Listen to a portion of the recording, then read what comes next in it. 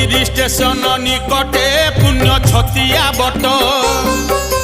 7 दिन पाई सेठारे हेब लीला प्रकट 7 दिन पाई छतिया बट हेब श्रीक्षेत्र से पुण्य पीठरे बसिब परा अभड़ा हाट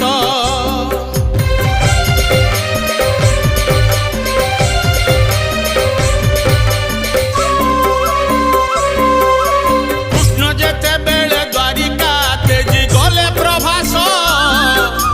द्वापर जुग जे सरिला देइथिले आभास नीलाचलू आसी तुमे जे छतियारे रहिब कली जुग शेष समय